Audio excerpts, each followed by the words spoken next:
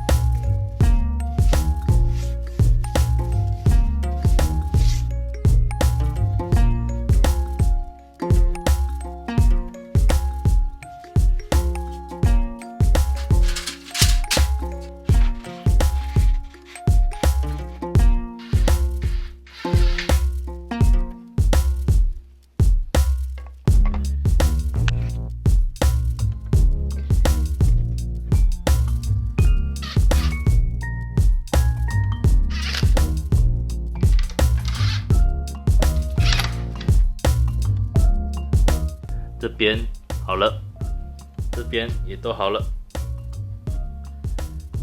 完成。